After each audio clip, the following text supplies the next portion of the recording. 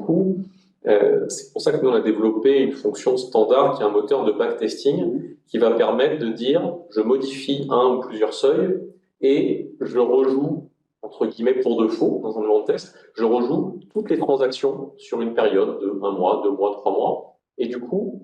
ça c'est à la main de l'équipe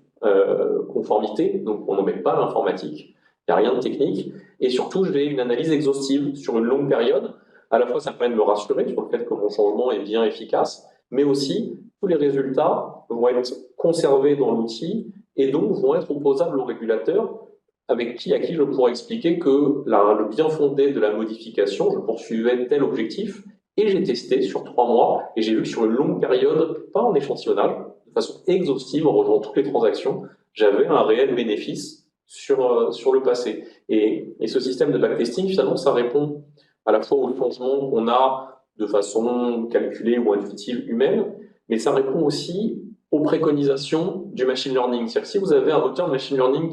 qui fait un calcul et qui vous dit qu'il faudrait mieux passer un taux de concentration de 10 à 8%, c'est compliqué. Ça se fait, mais c'est compliqué d'expliquer le système d'apprentissage et pourquoi est-ce qu'il a dit 8%. Par contre, une façon de contourner le problème, c'est de dire, bah ok, peu importe pourquoi il m'a dit 8%, mais ce 8%, je vais le tester, je vais vérifier, et plutôt que de m'embêter à m'enliser dans des démonstrations mathématiques de machine learning, je vais expliquer au régulateur pourquoi est-ce que j'ai vérifié que sur un passé important, en effet, cette évolution du seuil avait un bénéfice et n'avait pas de point négatif sur la détection. Et du coup, finalement, ça rejoint un petit peu les deux questions de la modification fréquente, plus qu'une fois par an en effet, mais aussi le résultat du machine learning. En tout cas, c'est comme ça qu'on le voit.